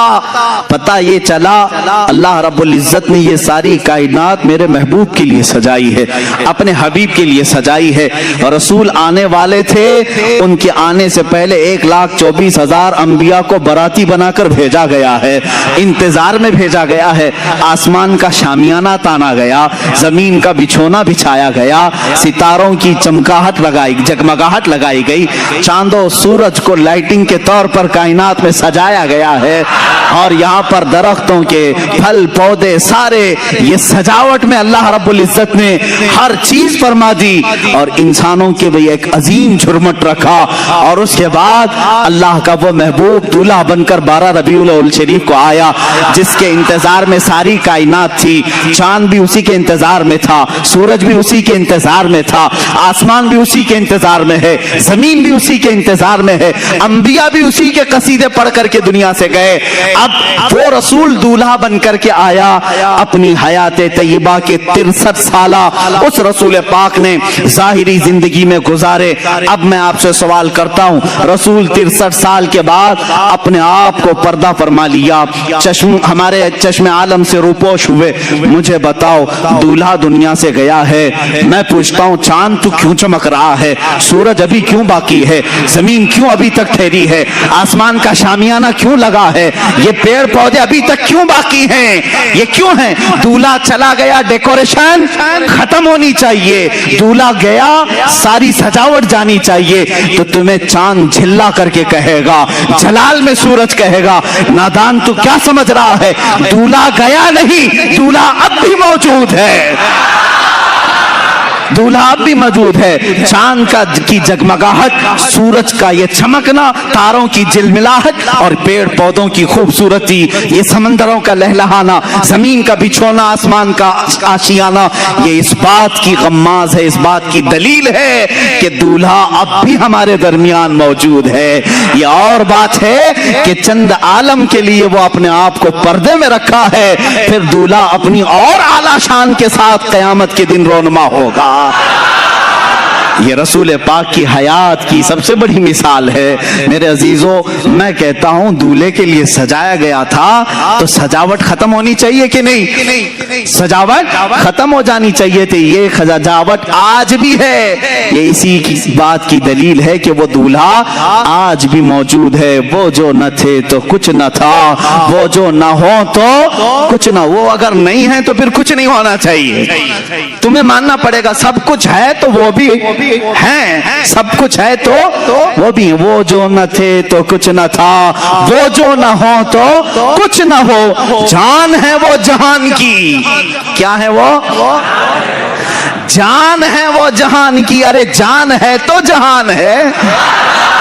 तुम सब जिंदा हो, अगर जान ही निकल गई तो तुम सब मुर्दा हो जाते। जान है वो जहान की। رسول پاک صلی اللہ تعالی علیہ وسلم کیا ہے؟ پوری کائنات کی جان ہے، اور جان ہے تو جہان ہے۔ یہی بات تو امام اہل سنت فاضل بریلوی بھی فرماتے ہیں، اللہ کی سرتاب قدم شان ہے یہ، انسان نہیں انسان وہ انسان ہے یہ۔ قرآن تو ایمان بتاتا ہے انہیں، اور ایمان یہ کہتا ہے میری جان ہے یہ۔ ارے جان اگر چلی گئی تو تم کیوں زندہ ہو؟ جان ہے اب بھی، اور اسی جان کی بدولت یہ گرماہٹ بھی ہمارے اندر ہے۔ اگر یہ تپش آپ دیکھ رہے ہو، یہ حرارت ہمارے جسموں میں دیکھ رہے ہو، تو اسی نور خدا کی برکت ہے۔ وہ رسول پاک کی تربت انہر سے چھن کر آنے والی روشنیاں ہمارے سینوں کو آج بھی منور و مجلہ کی ہوئی ہے۔ اسی لیے تو میں معراج کی شب کے متعلق بھی یہی کہتا ہوں، رسول رات کے وقت سفر پر گئے تھے۔ کتنا لمبا سفر کیے ہیں؟ صرف اگر مکہ سے بیت المقدس کا سفر ناپ لیں تو 1.5 مہینے کا سفر تھا، اور اس کے بعد آسمانوں کا سفر۔ خود میرے آقا فرماتے ایک آسمان سے دوسرے آسمان کی مسافت 500 سال اگر گھوڑا دوڑے تو بھی نہیں طے کر پائے گا۔ اس طرح 7 آسمانوں کا سفر، جنت و دوزخ کے نظارے، عرش و کرسی، لوح و قلم، سب کا دیدار، پھر بارگاہ الہی میں پہنچ، پھر اس کے بعد واپس تشریف لائے۔ لیکن یہاں حیرت اس بات کی ہو رہی ہے، رسول جتنا چاہے لمبا سفر کریں، جب یہ کہا جاتا ہے زنجیر بھی ہلتی رہی بستر بھی رہا گرم، تا عرش گئے پھر آئے محمد صلی اللہ تعالی علیہ وسلم۔ اب عقلیں حیران ہوتی ہیں، شارٹ ٹائم میں، اتنے وقت میں بستر گرم کتنی دیر رہتا ہے؟ 1 منٹ 2 منٹ؟ زنجیر دروازے کی کب تک ہلے گی؟ 1 منٹ 2 منٹ؟ 1 منٹ میں 7 آسمانوں کا سفر، جنت دوزخ کے مشاہدے، یہ سب کیسے ممکن ہے؟ تب بعض محققین نے یہی کہا، میرے عزیزوں وہ جانے کائنات ہے، وہ جانے کائنات ہے۔ اللہ نے کائنات کی جان کو اپنی بارگاہ میں بلایا تھا، تو کائنات کا جو نظام تھا، ٹائم تھا، جہاں تھا وہیں رک گیا، اس لیے کہ جان نہیں ہے تو گھڑی بھی نہیں چلتی ہے۔ گھڑی میں ابھی 11 بج رہے ہوں، 10 بج رہے ہوں، سیل نکال لیا تو وہیں رکے گی کہ نہیں رکے گی؟ اور تم 4 گھنٹے کے بعد سیل ڈالو گے تو 4 بجے سے نہیں چلے گی، کہاں سے چلے گی؟ 12 پہ اگر سیل نکالا تھا 12 سے ہی چلنا ہے، اس لیے کہ تم نے اس کی جان نکالی تھی۔ اب جب جان ڈالو گے وہیں سے چلے گی۔ معراج کی شب مصطفیٰ کریم صلی اللہ علیہ وسلم کو رب نے اپنی جلوں میں بلایا، وہ جانے کائنات کو اپنی بارگاہ میں بلایا۔ تو میں کہتا ہوں وہ سفر 500 سال کا تھا کہ 5000 سال کا تھا یا 5 لاکھ سال کا تھا، یہ ہمیں معلوم نہیں، لیکن کائنات کو رسول نے جہاں چھوڑا تھا وہ وہیں رکی تھی۔ جب وہ جانے کائنات واپس آئی تو جہاں وقت رکا تھا وہیں سے پھر چل پڑا۔ یہ ہے معجزہ میرے آقا صلی اللہ علیہ وسلم کا۔ تمہیں ماننا پڑے گا وہ جانے کائنات ہیں، وہ اصل کائنات ہیں، وہ مقصود کائنات ہیں۔ رسول کریم صلی اللہ تعالی علیہ وسلم کی جب اس حیثیت کو تم سمجھو گے تب پھر تم حضور کے حیات کا انکار نہیں کرو گے۔ حضور پاک کو مردہ مر کر مٹی میں ملنے والا اس طرح کے جسارت والے جرت والے کلمات نہیں بکو گے۔ تمہیں یہ معلوم ہونا چاہیے وہ عام بشر نہیں ہیں، وہ نوری بشر ہیں اور اللہ کے حبیب ہیں، اللہ کے محبوب ہیں۔ اللہ نے جب اپنے فرشتوں کو اتنی طاقت دی ہے تو اپنے خاص محبوب کو کتنی طاقت دی؟ وہ اللہ کے حبیب صلی اللہ تعالی علیہ وسلم حیات میں ہیں۔ اب میں آپ کو بتاؤں حضور اکرم صلی اللہ تعالی علیہ وسلم کی حیات طیبہ بعد وفات اگر نہ ہو تو صحابہ کبھی حضور کے پاس نہیں جاتے۔ ایک صحابی ہیں حضرت ابو ایوب انصاری رضی اللہ تعالیٰ عنہ، نام سنے کہ نہیں؟ حضرت ابو ایوب انصاری میزبان رسول ہیں، سب سے پہلے مدینہ طیبہ میں حضور کی میزبانی کا شرف حاصل کرنے والے، اور صحابہ میں یہ بڑے محترم تھے، معزز تھے، صحابہ ان کی ادب بھی کرتے تھے۔ حضور پہلے ان کے گھر قیام فرمائے۔ ایک بار ایسا ہوا کہ خلفائے راشدین کا زمانہ ختم ہو چکا تھا، حضرت ابو ایوب تھے اس زمانے میں، امیر معاویہ رضی اللہ تعالیٰ عنہ کا زمانہ بھی ختم ہو چکا تھا تقریباً، یا حضرت امیر معاویہ کے زمانے میں مروان نام کا ایک شخص، مروان بن حکم، یہ مدینے کا گورنر بنایا گیا، مدینے کا گورنر بنایا گیا۔ یہ اس زمانے کی بات ہے جب اہل بیت اطہار کے خلاف یعنی ظلم کی داستانیں ہو رہی تھیں، اہل بیت اطہار پریشان کیے جا رہے تھے۔ حضرت ابو ایوب انصاری رضی اللہ تعالیٰ عنہ یہ ایک بڑے جلیل القدر صحابی ہیں. ایک دن مروان حضور صلی اللہ تعالیٰ علیہ وسلم کے روزے پر آیا. اس وقت حجرہ کھلا رہتا تھا, کھولتے تھے بند کرتے تھے. دیکھا حضور کی قبر پر لپٹ کر کے کوئی رو رہا ہے. حضور پاک صلی اللہ تعالیٰ علیہ وسلم کے قبر اطہر کے پاس سر جھکائے کوئی رو رہا ہے. مروان پیچھے سے آیا, گورنر تھا, مدینے کا گورنر تھا. پیچھے سے اس نے گردن پکڑی, کہا کون ہے یہ بوڑھا شخص یہاں اس وقت یہاں آیا ہے؟ تو پلٹے بغیر جب انہوں نے آواز دی تو گھبرا گیا. پہچانی ہوئی آواز دکھ رہی, وہ کھڑے ہو گئے تو وہ ڈر گیا, کیونکہ حضرت ابو ایوب انصاری تھے, میزبان رسول تھے. اب انہوں نے جو جملہ کہا وہی ہمارا عقیدہ ہے. انہوں نے کہا لم آتی بحجر بل آتی الی رسول اللہ صلی اللہ علیہ وسلم. اے مروان تو کیا سمجھ رہا ہے, میں کسی پتھر کے پاس نہیں آیا, میں اللہ کے رسول کے پاس آیا ہوں. اب اس صحابی کو پوچھو, اللہ کے رسول کے پاس, قبر کو آپ اللہ کا رسول کہہ رہے ہیں, قبر کو اللہ کا رسول کہہ رہے ہیں, جبکہ قبر میں حضور وفات ہو کر کے بھی 40 سال ہو گئے. حضرت ابو ایوب کہہ رہے ہیں میں رسول اللہ کے پاس آیا ہوں. اس کا مطلب ہے وہ اللہ کے رسول کو زندہ تسلیم کرتے تھے. صحابہ کا بھی عقیدہ یہی ہے جو ہم کہہ رہے ہیں, تو زندہ ہے واللہ, تو زندہ ہے واللہ. ایک صحابی نہیں, حضرت سعید ابن مسیب رضی اللہ تعالیٰ عنہ, یہ مشہور تابعی ہیں, افضل ترین تابعی مدینہ طیبہ کے. حرہ کا جب موقع پیش آیا, یعنی یزید کی حکومت آئی تو مدینے پر اس نے چڑھائی کروائی تھی, مدینے والوں سے جنگ کیا تھا, جس کی وجہ سے 3 دن تک مسجد نبوی میں نماز نہیں ہوئی. یزید کے زمانے میں مدینے کے لوگوں کو مارا گیا تھا بہت خطرناک طریقے سے, اس کو حرہ کہتے ہیں. اب یزید کی گورنری کے زمانے میں جب مسجد نبوی لوگ آ ہی نہیں رہے تھے, جنگ چل رہی تھی, سعید ابن مسیب رضی اللہ تعالیٰ عنہ فرماتے ہیں میں مسجد نبوی میں اکیلا رہ گیا تھا, دروازے بند کر لیے. لاک ڈاؤن والی سچویشن ہے, سوچ لیں ان کے زمانے میں ہوا تھا 3 دن کے لیے ہی.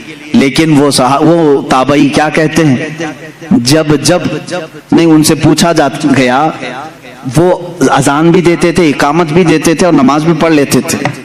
ٹائم کا پتہ جب چلے, جب باہر نکلے ہیں, مسجد کے دروازے بند اور اندر رہتے تھے. وہ تابعی فرماتے ہیں ہر نماز کے وقت, جیسے ہی نماز کا وقت آتا, قبر رسول سے اذان کی آواز آتی تھی. میں اذان کی آواز سنتا تھا اور اسی آواز پر میں مسجد نبوی میں اقامت بولتا اور نماز پڑھتا تھا. یہ کون کہہ رہا ہے؟ تابعی. اور تم اتنے زمانے کے بعد کہہ رہے ہو وہ مر کر مٹی میں مل گئے. انہوں نے تو قبر رسول سے اذان کی آواز سنی, اذان کی آواز سنی. عزیزان گرامی وقار, 1 2 نہیں کئی مثالیں ہیں اس طرح کی.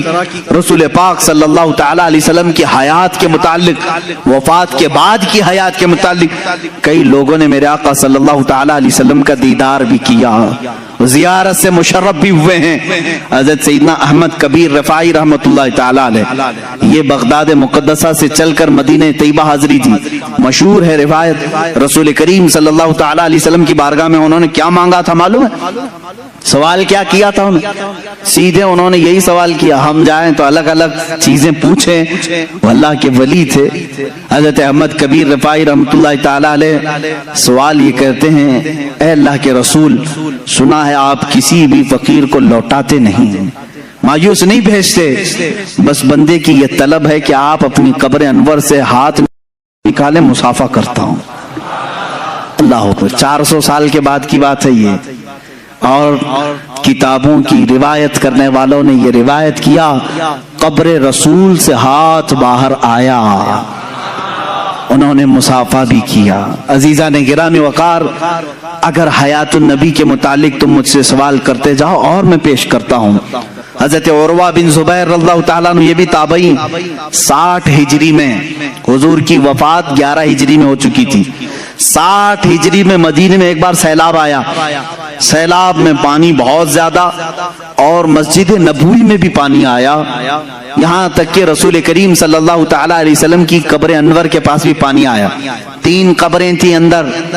حضرت ابو بکر، حضرت عمر رضی اللہ تعالیٰ عنہما کی بھی قبریں حضور صلی اللہ علیہ وسلم کے ساتھ ہیں، یہ سب کو معلوم. ایک قبر کھل گئی اور پیر بھی دکھنے لگا، پیر بھی دکھنے لگا. 60 ہجری کی بات کر رہا ہوں، یہ حدیث پاک میں موجود ہے. اس وقت مدینے والے جمع ہو گئے، اے آؤ مدینے والوں، رسول اللہ کا قدم دکھ رہا ہے، رسول پاک صلی اللہ تعالی علیہ وسلم کا قدم ظاہر ہے. تو سب جمع ہوئے، بھیڑ لگی. حضرت عروہ بن زبیر رضی اللہ تعالی، حضرت زبیر کے بیٹے، یہ آئے، انہوں نے لوگوں کو ہٹایا، غور سے دیکھا اور کہا واللہ ما هذه قدم رسول اللہ صلی اللہ علیہ وسلم، قسم خدا کی یہ رسول اللہ کا قدم نہیں ہے بلکہ یہ عمر ابن خطاب کا قدم ہے. کہتے میں اچھی طرح پہچانتا ہوں یہ عمر ابن خطاب کا قدم ہے. اے عزیزو سوچو، عمر کا قدم سلامت ہے تو رسول اللہ کا جسم کیا ہوگا؟ تم تو رسول کے جسم پاک کے بارے میں سوال کر رہے ہو. تابعین کہہ رہے ہیں عمر کا قدم سلامت تھا 60 ہجری میں. حضرت عمر رضی اللہ تعالیٰ عنہ کون ہیں؟ کیا وہ اللہ کے رسول ہیں؟ کیا وہ نبی ہیں؟ بلکہ حضرت عمر کہتے ہیں مجھے جو عزت ملی ہے وہ قدم رسول سے ملی ہے، جو عزت ملی ہے وہ رسول پاک کی وجہ سے ملی ہے. جن کی یہ عزت رسول پاک کی وابستگی کی وجہ سے ہو، اس رسول پاک کا جسم ناز کیا سلامت نہیں ہوگا؟ اب آؤ خود حضور کی حدیث ہی میں بتا دوں، نبی اپنی قبر میں زندہ ہے یا نہیں. اتنے بڑے ٹاپک پر ڈسکس کرنے سے پہلے مجھے یہ چاہیے بھی تھا، اور بلکہ آپ اگر کبھی سوال کریں، کوئی سوال کرے تو صرف ایک بات پوچھیں، میاں تو رسول پاک کی معراج کو مانتا ہے کہ نہیں؟ ہاں مانتے ہیں. چلو آسمانوں پر جانے کی بات کی، بیت المقدس تک کا تو سفر قرآن سے ثابت ہے. سبحان الذي اسرا بعبده ليلا من المسجد الحرام الى المسجد الاقصى، مسجد اقصی تک کا سفر قرآن سے ثابت ہے. اتنا تو مانتے ہو. مسجد اقصی میں کیا ہوا تھا؟ مسجد اقصی میں کیا ہوا تھا؟ سنی مسلمانوں سب جانتے ہو. رسول پاک نے سارے نبیوں کی امامت کی تھی. کتنے نبی؟ آدم علیہ السلام سے لے کر عیسیٰ علیہ السلام تک جتنے نبی تھے ان سب کی حضور نے امامت کی تھی. مجھے یہ بتاؤ، یہ 1,24,000 کم و بیش جو نبی آئے تھے وہ کب کے نبی تھے؟ وہ کب کے نبی تھے؟ کیا رسول کے زمانے کے نبی تھے؟ وہ صحابی نہیں. ان کی وفات ہو کر کسی کی 4,000 سال، کسی کی 3,000 سال، کسی کی 2,000 سال، کسی کی 500 سال، سینکڑوں سال پہلے وفات پائے ہوئے سارے نبی مسجد اقصی میں حضور کی اقتداء میں جمع ہیں. وہاں ابراہیم و اسماعیل بھی ہیں، داؤد و سلیمان بھی ہیں، موسیٰ و عیسیٰ بھی ہیں علیہم الصلاۃ والتسلیم. نادان جب تم معراج کے واقعے میں یہ جانتا ہے نبی ان تمام نبیوں کی امامت کر رہے ہیں جو بہت پہلے فوت ہو چکے تھے، وہ زندہ ہو کر آئے بھی اور حضور کے پیچھے نماز بھی پڑھے. اب بتا جو ان تمام نبیوں کی امامت کیا ہے وہ کیسے مردہ ہو سکتا ہے؟ خود میرے آقا فرماتے ہیں معراج کی سفر پر میں جب جا رہا تھا میں نے نظر کیا موسیٰ علیہ السلام کی قبر پر. حضور فرماتے ہیں موسیٰ علیہ السلام کہاں ہیں؟ یہاں بیت المقدس میں بھی ہیں، آسمانوں میں بھی ہیں. اور حضور کی ایک حدیث یہ بھی ہے میں نے سفر میں موسیٰ کی قبر کی طرف دیکھا، موسیٰ علیہ السلام کو اپنی قبر میں کھڑے ہو کر نماز پڑھتے ہوئے میں نے دیکھا. حضور کیا فرما رہے ہیں؟ کھڑے ہو کر نماز پڑھتے ہوئے میں نے دیکھا. یہ حدیثیں ہیں میرے عزیزو. اب مجھے بتاؤ نماز کون پڑھتا ہے، زندہ یا مردہ؟ نماز کون پڑھتا ہے؟ ارے مردہ ہو تو اس کی پڑھی جاتی ہے اور زندہ اپنی پڑھ رہا ہوتا ہے.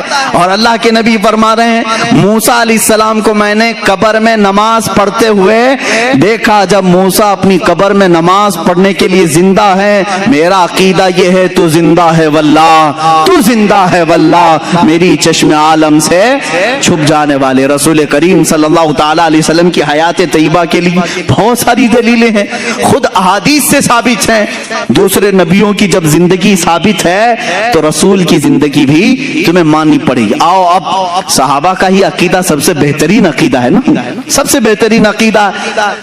ماں عائشہ صدیقہ اللہ تعالیٰ عنہ کا عقیدہ پوچھتے ہیں آپ کا عقیدہ کیا ہے رسول کے متعلق؟ سنیں جب رسول کریم صلی اللہ تعالیٰ علیہ وسلم وفات پا گئے، حضور پاک صلی اللہ تعالیٰ علیہ وسلم کی وفات ہوئی، آپ کا دفن، آپ کی تدفین کہاں ہوئی؟ وہ حجرہ عائشہ ہے۔ حضرت عائشہ صدیقہ کا وہ مکان تھا، اسی میں وہ آرام فرماتی تھی۔ حضرت عائشہ کے حجرے میں حضور کی تدفین ہوئی، سب کو معلوم ہے۔ حضرت عائشہ صدیقہ کے پاس ہی چابی رہتی تھی۔ حضرت عائشہ کمرہ کھولتی تھیں، کمرے کے اندر جاتی تھیں، صفائی کرتی تھیں۔ چند سالوں کے بعد حضرت ابو بکر صدیق کا وصال ہوا۔ حضرت ابو بکر صدیق بھی کہاں دفن ہوئے؟ رسول پاک صلی اللہ علیہ وسلم۔ ان کی بھی تدفین کا انداز بھی یہ ہے، انہوں نے وصیت کی تھی میرا جنازہ حجرے کے سامنے رکھ دینا، اگر رسول سے اجازت ملے تو دفن کرنا۔ 2.5 سال کے بعد وفات ہوئی، حضور کی وفات کے 2.5 سال کے بعد۔ کوئی صحابی یہ نہیں پوچھ رہا حضرت ابو بکر سے اجازت ہم کیسے لیں گے، وہ تو قبر میں ہے، کسی نے پوچھا نہیں۔ حضرت ابو بکر نے وصیت کی، سب نے کہا ہاں پوچھ لیں گے۔ اس کا مطلب ہے ان کا عقیدہ تھا رسول۔ دیکھو میرے عزیزو، اور ہوا بھی ہے کہ ان کی قبر کو حضور کے پہلو میں رکھا گیا۔ حضرت عائشہ کے کون ہیں؟ حضرت ابو بکر والد ہیں نا، حضرت ابو بکر صدیق حضرت عائشہ کے باپ ہیں، والد ہیں، اور حضور صلی اللہ علیہ وسلم ان کے کیا ہیں؟ شوہر ہیں۔ حضور حضرت عائشہ کے کیا ہیں؟ شوہر ہیں۔ دونوں بھی محرم ہیں، دونوں محرم ہیں۔ حضرت عائشہ صدیقہ فرماتی جب حضرت عمر دفن ہوئے تو اب وہ اس حجرے میں جانا بند کر دیتی، اب صفائی کے لیے نہیں جاتی تھی۔ جب تک حضرت ابو بکر اور حضور صلی اللہ علیہ وسلم تھے، حضرت عائشہ اس حجرے میں جاتی تھی، اس حجرے میں جاتی۔ جب حضرت عمر اس میں دفن ہو گئے، آپ نے چابی دوسرے کے ہاتھ میں دے دی اور وہاں نہیں جانے لگی۔ کسی نے پوچھا اماں آپ پہلے جاتی تھی اندر حجرے میں، اب کیوں نہیں جاتی؟ کہتی ہیں رسول میرے محرم تھے، ابو بکر میرے محرم تھے، عمر میرے لیے غیر محرم ہے، میں ان سے پردہ کرنے کے لیے نہیں جاتی۔ مجھے بتاؤ اماں عائشہ، پردے کا حکم تو زندوں کے لیے ہے، پردے کا حکم کس کے لیے ہے؟ زندوں کے لیے۔ ماں عائشہ صدیقہ حضرت عمر کے قبر میں جانے کے بعد پردہ کر رہی ہیں، اس کا مطلب ہے عائشہ صدیقہ کا عقیدہ تھا کہ عمر اپنی قبر سے انہیں دیکھ رہے ہوں گے۔ پردہ کس سے کریں گے؟ جو دیکھے گا نا۔ حضرت عمر جب حضرت عائشہ کو دیکھ سکتے ہیں، اللہ کے رسول اپنی قبر سے پوری امت کو کیوں نہیں دیکھ رہے ہوں گے؟ اے میرے عزیزو، یہ عقیدہ صحابہ کا ہے، ایک دو نہیں، اور بھی چیزیں میں تمہارے سامنے رکھوں۔ اب آؤ اور ایک دلیل میں بتاؤں۔ ہم اور آپ مر جائیں، ہماری بیویاں عدت گزارنے کے بعد دوسرے سے نکاح کر سکتی ہیں، ہے کہ نہیں کر سکتی؟ کسی عورت کا شوہر انتقال کر گیا، مر گیا، تو عدت گزارے 4 مہینہ 10 دن، اس کے بعد دوسرے سے چاہے تو وہ نکاح کر سکتی ہے، اسلام نے اجازت دی۔ لیکن رسول پاک کی ازواج مطہرات کی یہ خصوصیت ہے کہ وہ زندگی بھر کبھی کسی دوسرے مرد سے نکاح نہیں کر سکتی۔ حضور کی وفات کے بعد بھی کئی ازواج مطہرات باحیات رہیں، اس میں حضرت عائشہ صدیقہ رضی اللہ تعالیٰ عنہ بھی رہیں، کافی سال تک رہیں حضرت عائشہ صدیقہ رضی اللہ تعالیٰ عنہ، لیکن کسی بھی زوجہ نے دوسری شادی نہیں کی، کیونکہ ان کے لیے حرام تھا، کوئی دوسرا ان سے نکاح نہیں کر سکتا تھا۔ کیوں نہیں کر سکتا تھا؟ وہ بھی تو عورتیں ہیں۔ ساری امت کی عورتوں کو مرد کی وفات کے بعد عدت گزار کر دوسرے سے نکاح کرنے کی اجازت ہے، تو ازواج مطہرات کو کیوں نہیں؟ تو میرے عزیزو، عقیدہ یہ بتایا جائے گا، ایک شوہر کے ہوتے ہوئے عورت دوسرے سے نکاح نہیں کر سکتی۔ نادان تو نے کیسے رسول کو مردہ سمجھا؟ وہ آج بھی رسول کی ازواج ہیں، وہ قیامت تک رسول کی بیویاں ہیں، کوئی دوسرا مرد ان کا شوہر نہیں ہو سکتا۔ تم اور ہم ہیں، موت کے بعد رشتے ختم ہو جائیں گے، وہ رسول ان کے زوج ہیں، شوہر ہیں قیامت تک، بلکہ جنت تک بھی وہ ازواج مطہرات کے شوہر ہیں۔ یہ دلیل ہے اس بات کی کہ رسول زندہ ہیں۔ زندہ مرد کی موجودگی میں عورت دوسرے سے نکاح نہیں کر سکتی۔ اور ایک عقیدہ یہاں اور بھی ملتا ہے، اور ایک چیز میں بتاؤں، میاں باغ فدق کا مسئلہ آج بہت کچھ اٹھا ہوا ہے، ایسے ایسے لوگ اٹھ رہے ہیں جن کو اڑنا بھی نہیں آتا، بولنا بھی نہیں آتا۔ ہاں، یہ ان کو یوں سمجھ لیں کہ بارش میں بہت سارے کیڑے آتے ہیں۔ اس وقت شیعوں کی طرف سے یہ مسئلہ اٹھایا گیا، باغ فدق حضور صلی اللہ تعالیٰ علیہ وسلم کا ایک باغ تھا ان کی زندگی پاک میں. آپ کی وفات کے بعد حضرت فاطمہ الزہرا رضی اللہ تعالیٰ عنہ نے وہ حضرت ابو بکر صدیق سے سوال کیا کہ میرے والد کا باغیچہ تھا, ہر ایک کے باپ کے انتقال کے بعد وراثت اس کی اولاد کو ملتی ہے نا, اب حضور کی اولاد میں سوائے حضرت فاطمہ کے کوئی دوسرا تھا نہیں, وراثت میں ان کو ملنا چاہیے تھا باغیچہ. لیکن حضرت ابو بکر صدیق نے یوں فرمایا, اے بطول, اے فاطمہ بنت محمد صلی اللہ علیہ وسلم, آپ کی عظمت, آپ کی شان بہت بلند و بالا, لیکن میں نے آپ ہی کے والد گرامی سے ایک حدیث سنی ہے. حضور نے فرمایا, نحن معاشر الانبیاء لا نورث درہما ولا دینارا. حضور نے فرمایا ہے ہم انبیاء کی جو جماعت ہے ہم وراثت میں کوئی مال نہیں چھوڑتے, اور جو کچھ بھی چھوڑ جائیں وہ پوری امت کے لیے صدقہ ہوتا. رسول کی وراثت نہیں بانٹی جاتی. تو حضرت فاطمہ واپس آ گئی. اتنا ان کے درمیان ہوا تھا, لیکن یہاں ماتھا پیٹ کر کے, سینہ ٹھوک ٹھوک کر کے شیعہ سب کو رلا رلا کر کے کہتے ہیں ہماری ماں فاطمہ کا حق مار لیا تھا ابو بکر نے, صدیق نے جو ہے باغ فدق کھا لیا. اے ظالموں, تم اتنا سمجھتے ہو کہ ابو بکر اگر حق کھا لیے ہوتے تو حضرت علی اس وقت کہاں تھے؟ علی کو کیا تم بزدل آدمی سمجھتے ہو؟ ہم سنیوں سے پوچھو, ہم ان کو شیر خدا کہتے ہیں, وہ حیدر کرار کہتے ہیں, جو اپنے ایک بازو سے خیبر کا قلعہ اکھاڑ دے. ابو بکر صدیق اگر غلط فیصلہ لے رہے ہوتے وہ تنہا علی ہی کافی ہوتے. حضرت علی نے جب حدیث سنی تو ان کا بھی یہ اقرار تھا, ابو بکر نے جو کہا ہے وہ رسول پاک کی حدیث ہے. اگر غلط فیصلہ ابو بکر کر رہے ہوتے تو حضرت فاطمہ کا حق وہ لے کر کے رہتے. حضرت علی کا خاموش رہنا اس بات کی علامت ہے کہ صدیق اکبر رضی اللہ تعالیٰ عنہ نے جو فرمایا وہ غلط نہیں تھا. اب یہاں ہم یہ نہیں کہیں گے بعض یہ معاملات نکلے حضرت ابو بکر خطا پر تھے کہ حضرت فاطمہ خطا پر تھی. نادانو, تم ہوتے کون ہو ان دونوں کے درمیان خطا ناپنے والے؟ ان دونوں کو خطا پر وہ کہے گا جو ان دونوں سے بڑا ہوگا.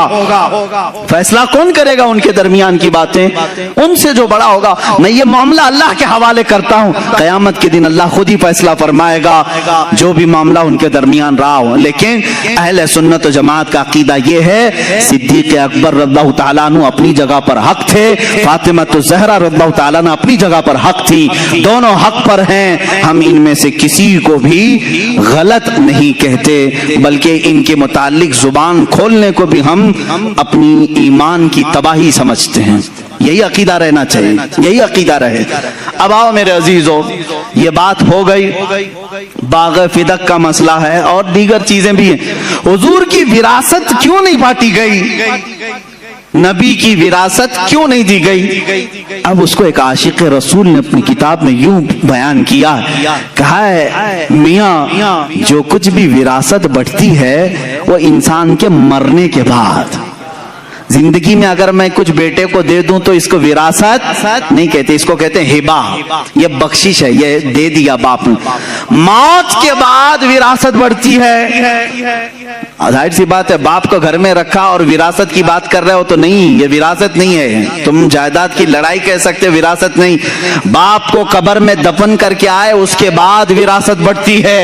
ایک عاشق رسول نے کیا خوب کہا, وراثت مرنے کے بعد مردوں کی تقسیم کی جائے, وہ وراثت کو تقسیم کرے میرے رسول کی جو رسول کو مردہ تسلیم کرے. ہم تو رسول کو زندہ سمجھتے ہیں, کائنات کے ہر چپے پر آج بھی وہ مالک و مختار ہیں, آج بھی وہ مالک ہیں. تو مالک کے ہوتے ہوئے وراثت کے بانٹنے کی ضرورت کیا ہے؟ فاطمہ کے باپ آج بھی باغ فدق کے مالک ہیں. ہمارا عقیدہ تو یہ ہے. عزیزان گرامی وقار, آخری باتوں کی طرف آتا ہوں. رسول پاک صلی اللہ تعالی علیہ وسلم کی وراثت نہیں تقسیم کی گئی, اس بات کی علامت ہے کہ وہ ہم میں زندہ ہے. یہی عقیدہ ہے نا, رسول پاک ہم میں زندہ ہیں, وہ اپنی قبر اطہر میں زندہ ہیں. وہ زندگی کی کیفیت کیا ہے یہ اللہ بہتر جانے, وہ کیسی زندگی ہے. لیکن ہمیں اتنا معلوم ہے اللہ تعالیٰ نے یہاں موجودہ جو زمین پر زندگی ہوتی ہے اس سے ہزاروں لاکھوں درجے افضل زندگی ان کو قبر اطہر میں عطا کیا ہے. وہ رسول پاک صلی اللہ تعالیٰ ताला अलैहि वसल्लम आज भी दस्तगीरी फरमाते हैं, आज भी दस्तगीरी फरमाते हैं। ये अलग उन्वान है कि अब रसूल मदद करते हैं कि नहीं करते, बस इतना समझ लो कि जिंदा हैं तो मदद भी करेंगे इंशाअल्लाह। जिनके लिए मर गए उनके लिए मदद भी नहीं है। हम तो कहते हैं रसूल पाक सल्लल्लाहु ताला अलैहि वसल्लम के मुतालिक कि हम हुजूर पाक सल्लल्लाहु ताला अलैहि वसल्लम को दस्तगीरी करने वाला, मदद करने वाला तस्वुर करके ही तो ये शेर पढ़ते हैं ना आका की बारगाह में, या रसूल अल्लाह शाफियो नाफी हो तुम, वाफियो काफी हो तुम, दर्द को कर दो दवा, तुम पे करोड़ों दरूद, आंख अता कीजिए उसमें जिया दीजिए, जलवा करीब आ गया तुम पे करोड़ों दरूद, बेहुनरो बेतमीज किसको हुए हैं अजीज, एक तुम्हारे सिवा तुम पे करोड़ों दरूद, गंदे निकम्मे कमी महंगे हैं कोड़ी के तीन, कौन हमें पालता तुम पे करोड़ों दरूद, तुम हो हफीजो मुगीस, क्या है वो दुश्मन खबीस, या रसूल अल्लाह तुम हो हफीजो मुगीस, क्या है वो दुश्मन खबीस, तुम हो तो फिर खौफ क्या तुम पे करोड़ों दुरूद। अल्हम्दुलिल्लाह आज हमें खौफ नहीं है, डर नहीं है, इसलिए कि हमारे साथ अल्लाह का रसूल है। अब एक आखिरी बात जो मैं कहने जा रहा था वो ये है, हुजूर सल्लल्लाहु ताला अलैहि वसल्लम जिहाद में शरीक हुए, तकरीबन 17 जिहाद आपने फरमाया, 17 गज़वात में शरीक हुए। तो जिस जंग में हुजूर तशरीफ ले जाते हैं उसको गज़वा कहते हैं। क्या कहते हैं? गज़वा। और जिसमें हुजूर नहीं शरीक थे, सहाबा गए थे, उसको सरिया कहते हैं। क्या कहते हैं? ये दोनों डेफिनेशन याद रहना चाहिए। बद्र में हुजूर थे बनफ्से नफीस, तो उसको क्या कहेंगे?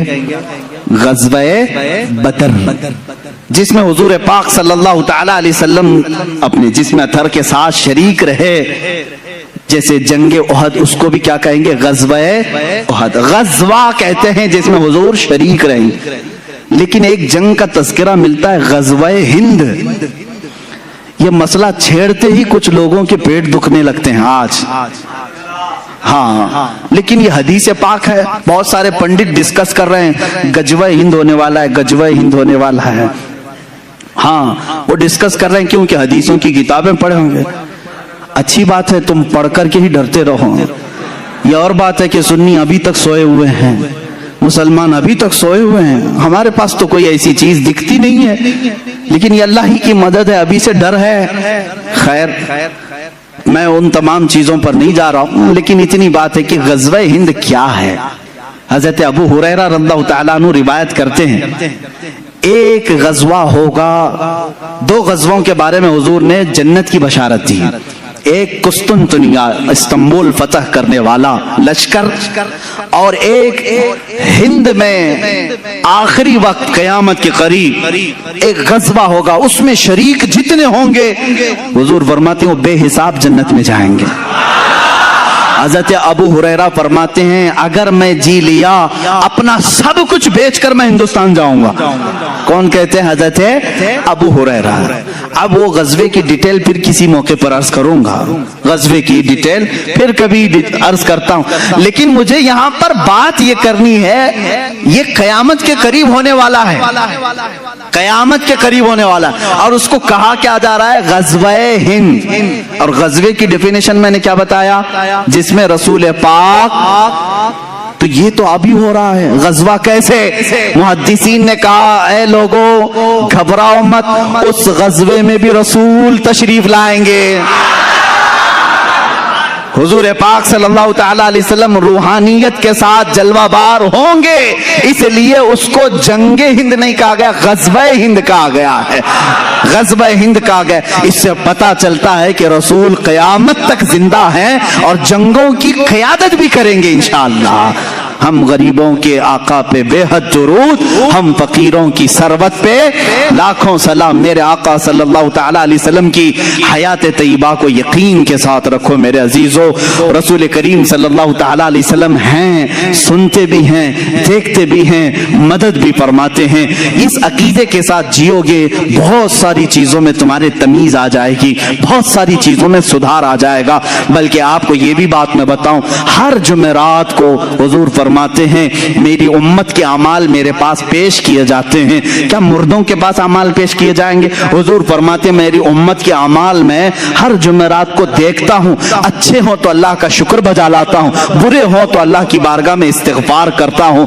मेरे आका हर जुमेरात अपनी उम्मत के अहवाल सुन रहे हैं, फरिश्ते पहुंचा रहे हैं। अब भी अकीदा नहीं तुम्हारा कि रसूल जिंदा है, हमारे अमाल भी देख रहे हैं। इसलिए मेरे अजीजों अब इस अकीदे के साथ उठो, ये जुमेरात आएगी तो खैर मनाओ, कहीं मेरे बुरे अमाल मेरे आका के पास ना चले जाएं, हुजूर की बारगाह में मेरी बुराइयां मेरे गुनाह ना पेश किए जाएं। इसलिए जुमेरात आने से पहले पहले तौबा कर लूं, कुछ नेकियां कर लूं, ताकि मेरे आका सल्लल्लाहु अलैहि वसल्लम के दरबार में अच्छाइयां पेश की जाएं।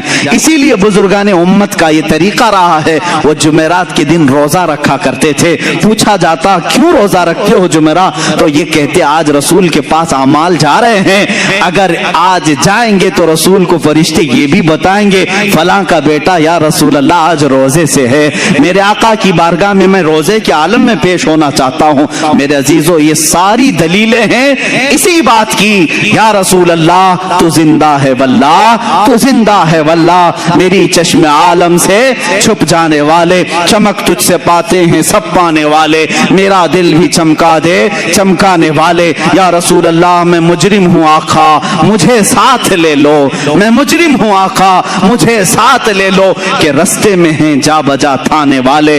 वाखिर दावाना अनिल हम्दुलिल्लाहि रब्बिल आलमीन।